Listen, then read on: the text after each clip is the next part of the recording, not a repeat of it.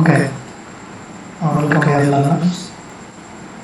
2022-23 ఈ academic year నుండి 10th క్లాస్లో మనకు ఓన్లీ 6 పేపర్స్ మాత్రమే ఉంటాయి. ఓన్లీ 6 పేపర్స్ ప్యాటర్న్ ఉంటుంది.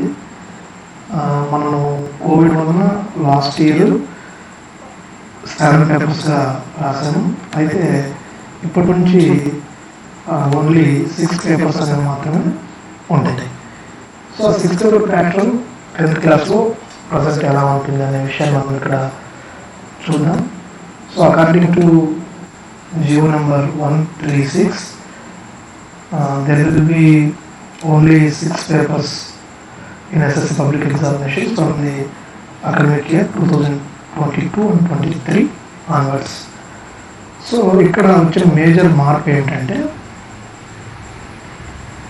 అంతకుముందు మనము ఫిజికల్ సైన్స్, బయాలజీ రెండు కూడా 50-50 మార్క్స్కి సపరేట్ క్వశ్చన్ పేపర్స్ ఉండేవి. ఆ సపరేట్ క్వశ్చన్ పేపర్స్లో మనం సపరేట్ బుక్లెట్స్లో సపరేట్ డేస్లో ఎగ్జామ్ రాసేవాళ్ళము. అయితే ఇప్పుడు ఓన్లీ ఒకే ఒక క్వశ్చన్ పేపర్ ఉంటుంది. ఈ జియో నెంబర్ 136లో ఉన్న మేజర్ రిఫార్మ్ ఏంటంటే 6 పేపర్స్ మాత్రమే ఉంటాయి. అంతకుముందు లాంగ్వేజెస్కు 50-50 మార్క్స్కి మనం 2 పేపర్స్గా రాసేవాళ్ళం కదా. అలా కాకుండా ఇప్పుడు లాంగ్వేజెస్కి ఈచ్ లాంగ్వేజ్కి ఒక పేపరే ఉంటుంది. అలాగే సైన్స్కి కూడా physical science and biological science రెండు కలిపి ఒకటే క్వశ్చన్ పేపర్ ఉంటుంది. బుక్లెట్స్ వేరువేరుగా ఉంటాయి. సో ఆ బ్లూ ప్రింట్ ఎలా ఉంటుంది, మనకి ఎలా క్వశ్చన్ పేపర్ ఉంటుంది అన్నది ఒకసారి మనం అబ్జర్వ్ చేద్దాం. ఇక్కడ మీరు చూస్తే ఓవరాల్ క్వశ్చన్ పేపర్ ఎలా ఉంటుందంటే ఇలా ఉంటుంది. Weightage each and every section, that is అది physics, physical science and biological science ఈ రెండింటికి కలిపి ఒకటే క్వశ్చన్ పేపర్ ఉంటుంది. ఆ క్వశ్చన్ పేపర్లో 4 సెక్షన్స్ ఉంటాయి. Section 1, section 2, section 3 and section 4. So first సెక్షన్లో చూస్తే 1 మార్క్ క్వశ్చన్స్ ఉంటాయి. సెకండ్ సెక్షన్లో 2 మార్క్స్ క్వశ్చన్స్ ఉంటాయి. థర్డ్ సెక్షన్లో 4 మార్క్స్ క్వశ్చన్స్ ఉంటాయి. అండ్ ఫోర్త్ సెక్షన్లో 8 మార్క్స్ క్వశ్చన్స్ ఉంటాయి. అయితే క్వశ్చన్ పేపర్ ఎలా ఉంటుందంటే, ఫస్ట్ మీకు బ్లూ ప్రింట్ని ఎక్స్ప్లెయిన్ చేస్తాను, తర్వాత ఒక మోడల్ పేపర్ కూడా చూపిస్తాను. సో సెక్షన్ 1 మార్క్స్ ఉంటాయన్నాం కదా.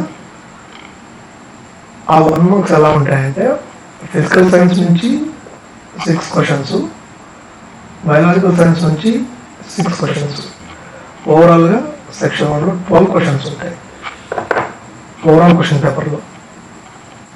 అలాగే సెక్షన్ 2లో ఫిజికల్ సైన్స్ నుంచి 4 questions, each carries 2 marks, that is 8 marks.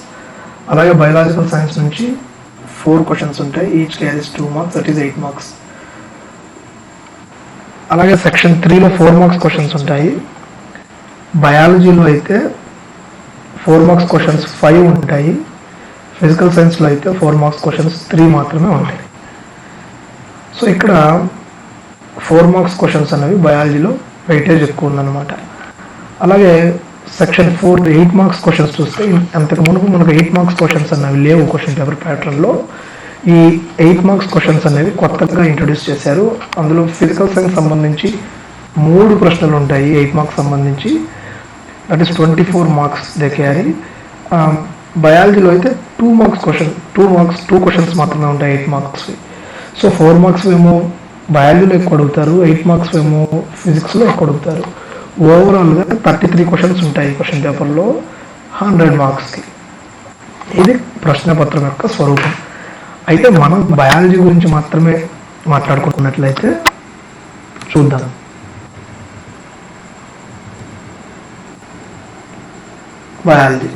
Biology గురించి మనం చూస్తున్నట్లయితే సెక్షన్ 1లో 6 క్వశ్చన్స్ ఉంటాయి, 6 మార్క్స్.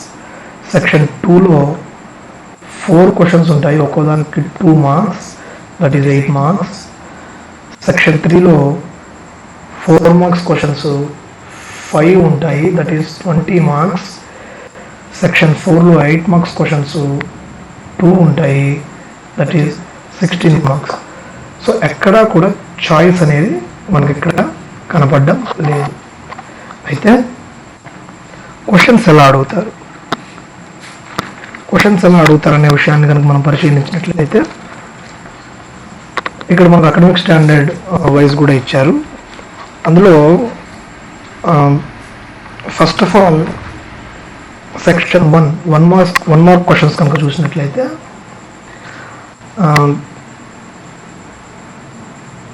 అకాడమిక్ స్టాండర్డ్ 1 అండర్స్టాండింగ్ విషయ అవగాహన సంబంధించి 2 ప్రశ్నలు ఉంటాయి. అలాగే క్వశ్చనింగ్ ప్రశ్నించటం మరియు పరికల్పన చేయటం హైపోథీసిస్ అండ్ క్వశ్చనింగ్ సంబంధించి 1 మార్క్ ఒక క్వశ్చన్ ఉంటుంది. అలాగే ఎక్స్పెరిమెంట్స్ అండ్ ఫీల్డ్ విజిట్స్ ప్రయోగాలు క్షేత్ర పరిశీలన సంబంధించి 1 మార్కు ప్రశ్నలు ఇక్కడ అడగరు. Next academic standard 4 information skills and project works నుంచి 1 మార్కు అంటే 1 క్వశ్చను.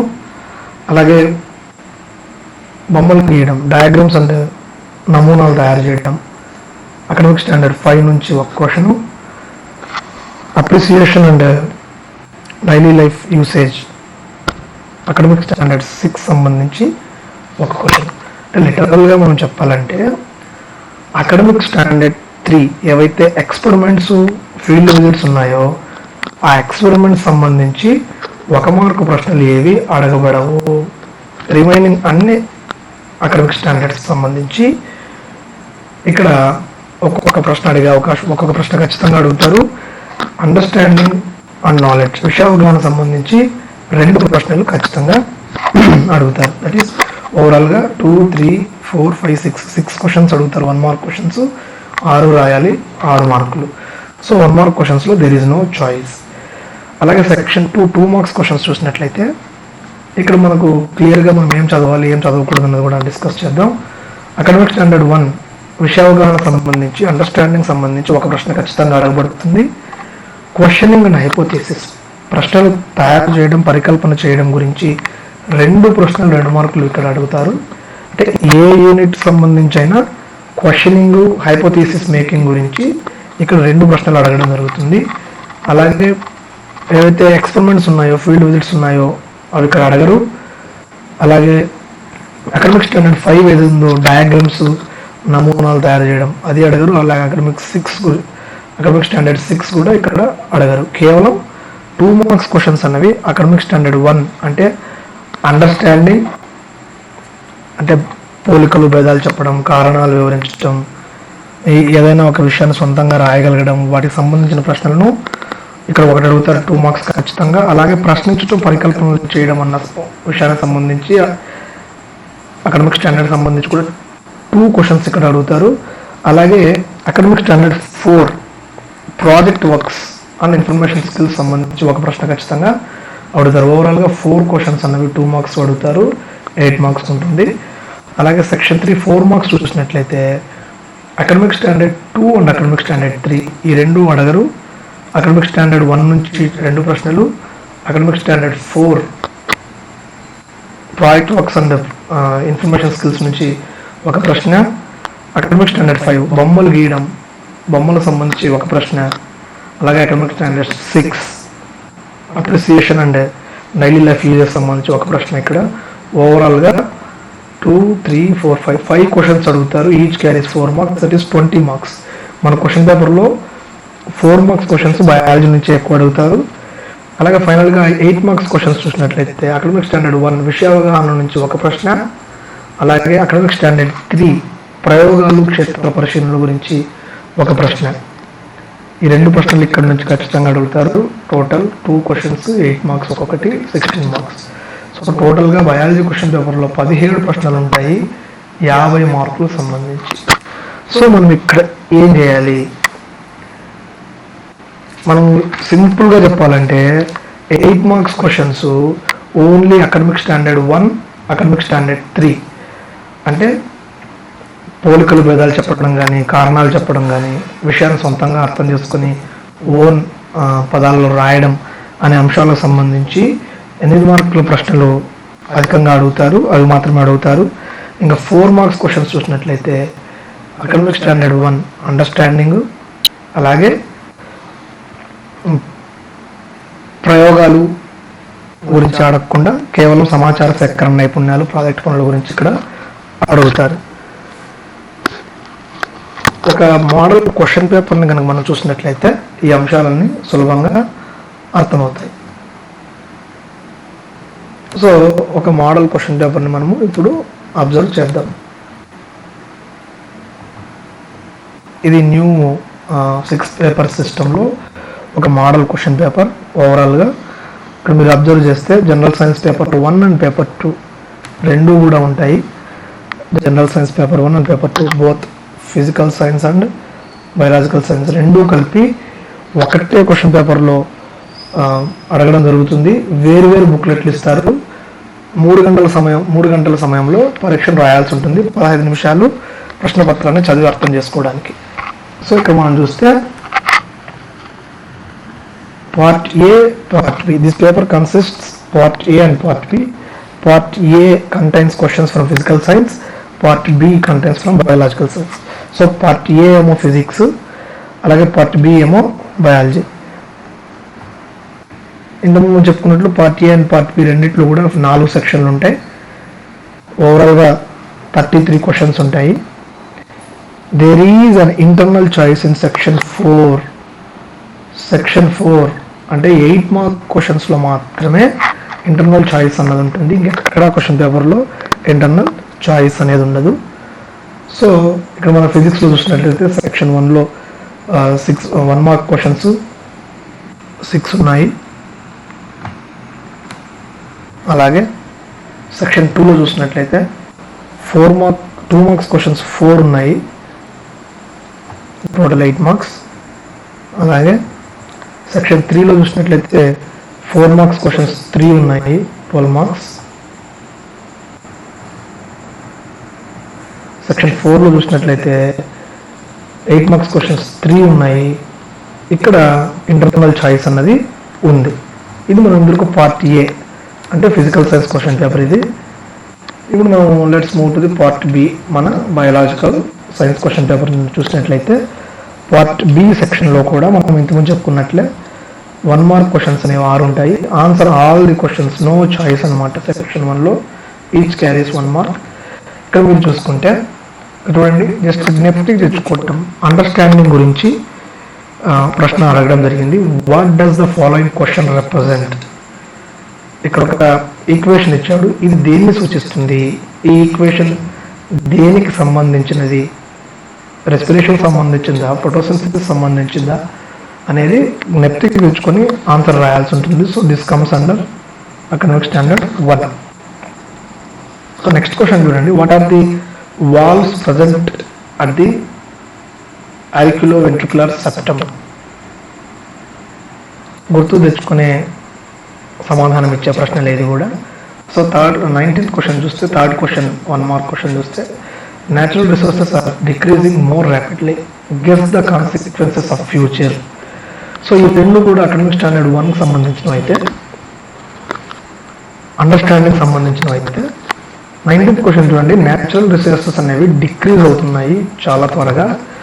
ఇవి అలాగే డిక్రీజ్ అయిపోతే భవిష్యత్తులో ఎటువంటి పర్యవసానాలను మనం ఎదుర్కొంటాం అన్నది ఊహించి రాయండి, హైపోథీసిస్ చేయమన్నాడు. So this is comes under academic standard 2. Read the information of Kolleru Lake given here under and answer the questions. Kolleru Lake గురించి కొన్ని డేటా ఇక్కడ ఇచ్చారు, వాటి చదవండి, అలాగే కింద ఉన్న ప్రశ్నలకు సమాధానాలు రాయండి అన్నారు. So this comes under academic standard 4, that is సమాచార సేకరణ నైపుణ్యాలు and project works.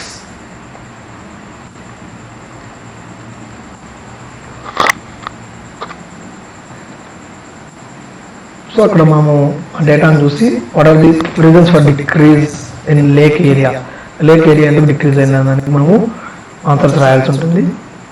How do you appreciate the role of hormones in stomach that cause hunger alarming? ఎలా అప్రిషియేట్ చేస్తావు? సో ఇది అకాడమిక్ స్టాండర్డ్ 6 సంబంధించిన ప్రశ్న. How do you appreciate the hormones in stomach that cause hunger alarming? మనకు ఆకలి అవ్వడానికి కారణమైన హార్మోన్లను, ఆ హార్మోన్ వ్యవస్థను నువ్వు ఎలా అభినందిస్తావు అన్న ప్రశ్న అక్కడ అడగడం జరిగింది. 1 మార్క్ క్వశ్చన్స్లో చివరిది మనం చూసినట్లయితే, draw the picture of logo for recycling. Recycling academic standard 5. బొమ్మను గీయమంటున్నారు. రీసైక్లింగ్ సంబంధించిన ఆ డయాగ్రామ్ ఎలా ఉంటుందో దాన్ని గీయమంటున్నారు అన్నమాట.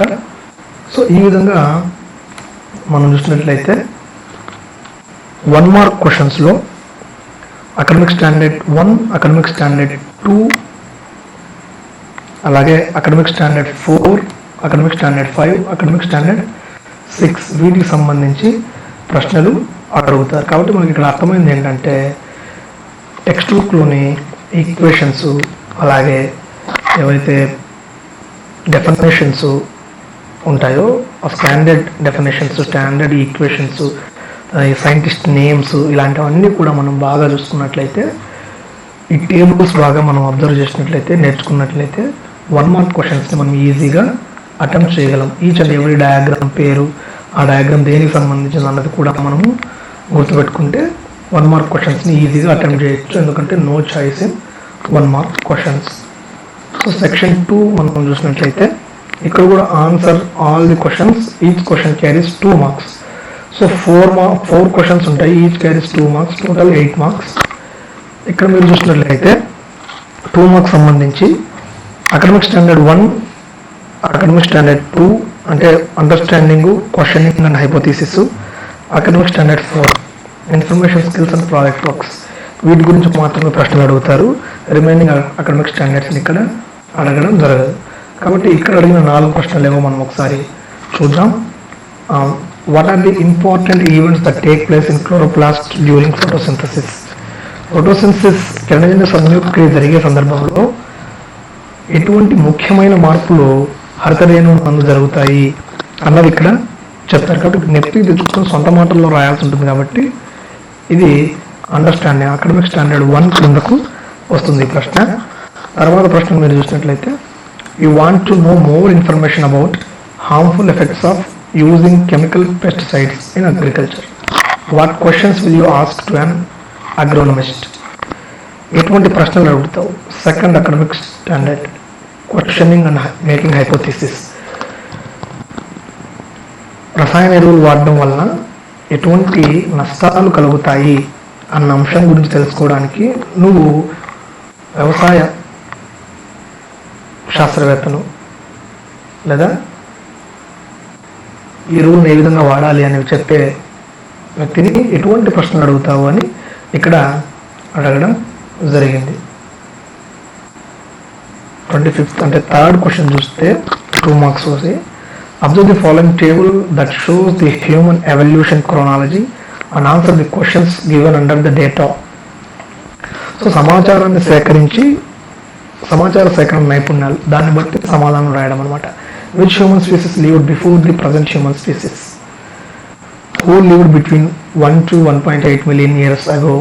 1 to 1.8 million years ago ఏ హ్యూమన్ బీయింగ్స్ బతుకున్నారు, జీవించున్నారు అన్నదాని ప్రశ్న ఇక్కడ సమాధానం ఇక్కడే ఉంది. కాబట్టి ఈ సమాచారాన్ని ఉపయోగించుకొని మనం ప్రశ్నకు సమాధానాన్ని రాయాల్సి ఉంటుంది. చాలా సులభమైన ప్రశ్నలు ఇవి. సో ఇది this comes under academic standard 4 question. తర్వాత చూస్తే 4th question, what happens to the rate of photosynthesis if carbon dioxide concentration is kept increased continuously?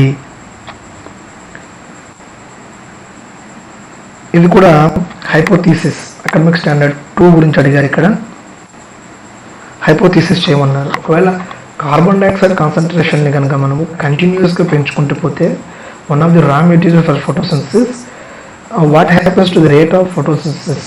Carbon డైఆక్సైడ్ని పెంచుతూ పోతే ఫోటోసింథసిస్ రేట్ కూడా పెరుగుతుందా, పెరగదా? ఒకవేళ పెరిగితే ఎందుకు పెరుగుతుంది, పెరగకపోతే ఎందుకు పెరగదు అన్న అంశాలను ఊహించి రాయండి లేదా కారణాలు చెప్పండి అంటున్నారు. కాబట్టి ఇక్కడ కూడా this comes under academic standard 2 ఊహించి రాయడం. ఇది కారణాలు చెప్పడం అయితే మళ్ళీ అకాడమిక్ స్టాండర్డ్ 1 కిందకి పోతుంది. హైపోథీసిస్ చేయమంటున్నారు కాబట్టి ఇది కూడా అకాడమిక్ స్టాండర్డ్ 2 కిందకు వస్తుంది. సో ఈ విధంగా 2 మార్క్స్ క్వశ్చన్స్ అనేవి 4 ఉంటాయి, నో చాయిస్. సో థర్డ్ సెక్షన్లో చూస్తే ఫిజికల్ సైన్స్లో అయితే పార్ట్ ఏలో అయితే ఓన్లీ 4 క్వశ్చన్స్ ఉంటాయి 4 మార్క్స్వి, కానీ ఇక్కడ 5 క్వశ్చన్స్ ఉంటాయి బయాలజీలో. వీటిలో కూడా నో ఇంటర్నల్ చాయిస్, ఎటువంటి చాయిస్ అనేది ఉండదు, అన్నిటి రాయాల్సిందే. Write the differences between the veins and arteries, సిరలకు దమనులకు మధ్య తేడాలు రాయండి. అలాగే observe the following the data, type of respiration, respiratory organs, organism perform respiration. So డేటాను ఉపయోగించి క్వశ్చన్స్ రాయమన్నారు ఇది కూడా. అలాగే అకాడమిక్ స్టాండర్డ్ 4 కిందకు వస్తుంది. Explain the process of sex determination in human beings, మానవుల్లో లింగ నిర్ధారణను వివరించండి. అకాడమిక్ స్టాండర్డ్ 1 కిందకు వస్తుంది. Draw the internal structure of kidney and label the parts. So academic standard 5 మీదకి వస్తుంది.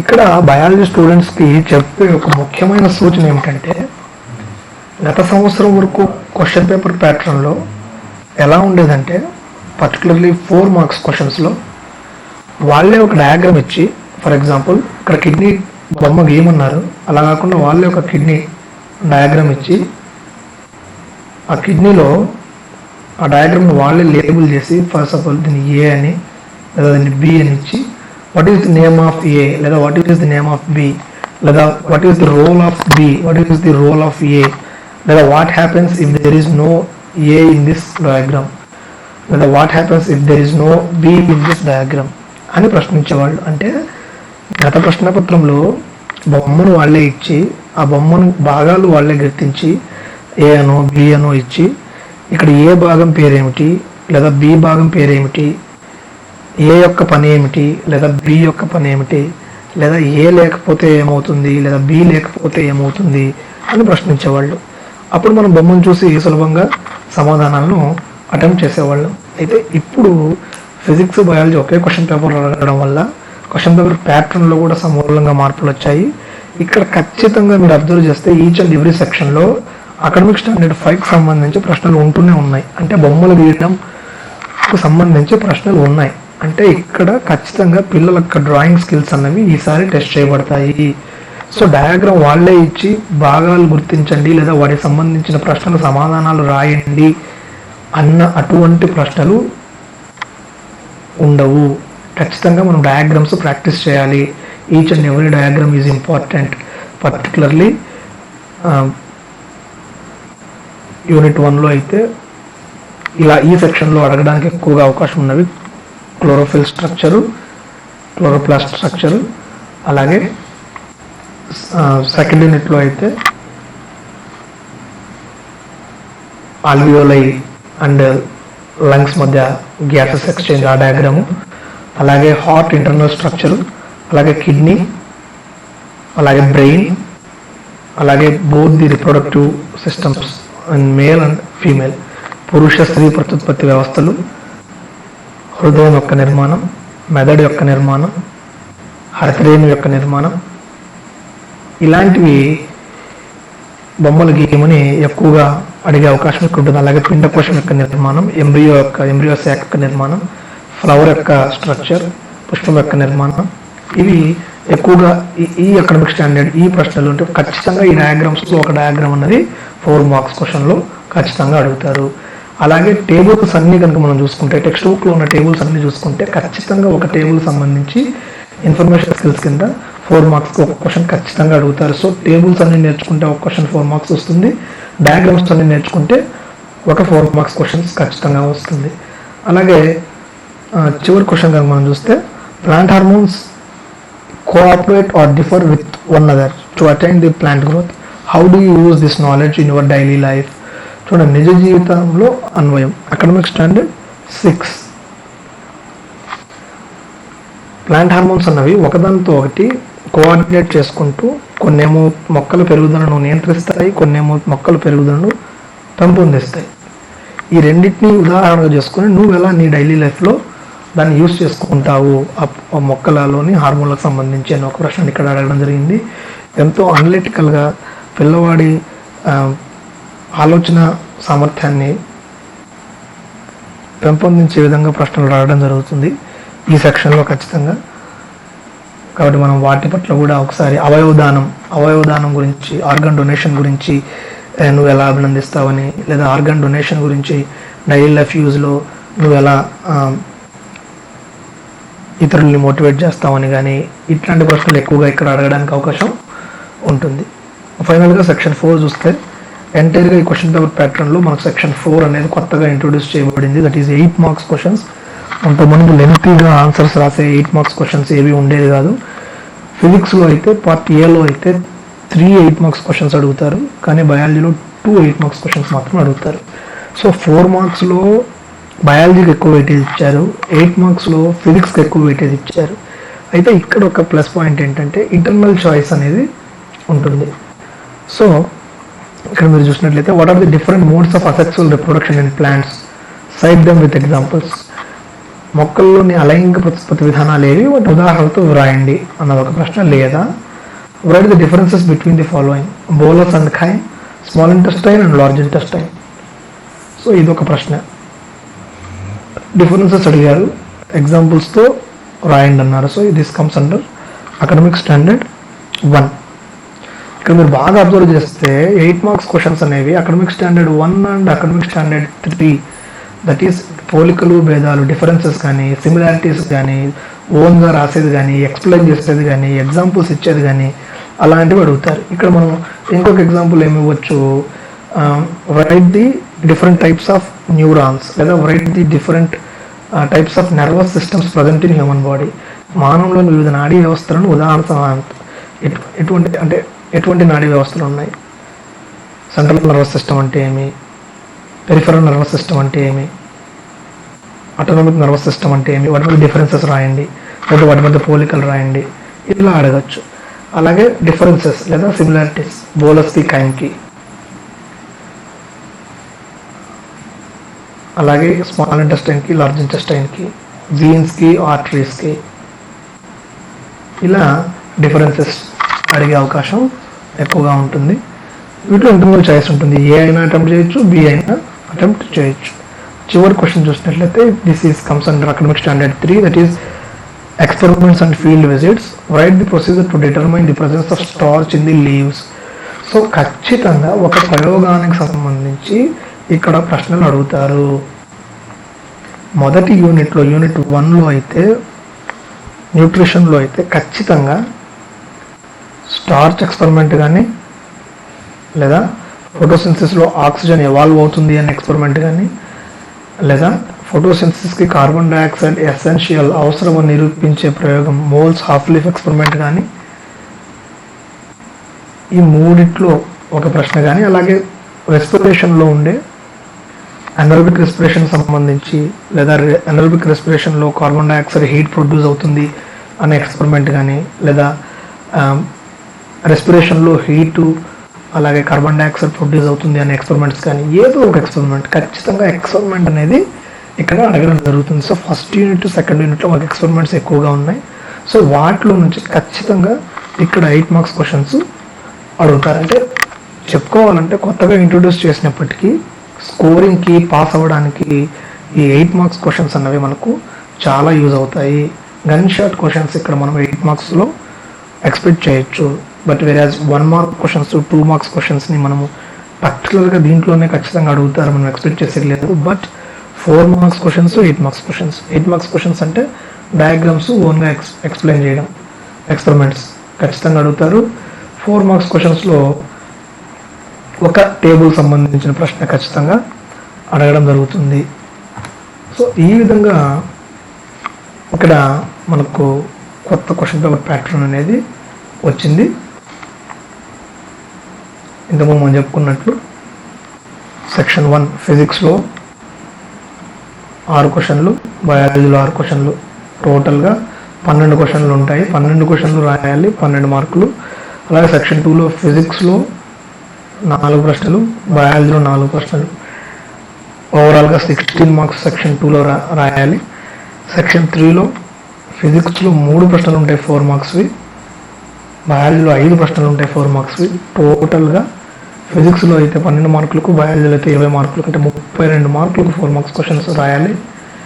సెక్షన్ 4లో అయితే 3 ప్రశ్నలు 8 మార్కులవి, 24 మార్కులు ఫిజిక్స్లో రాయాలి.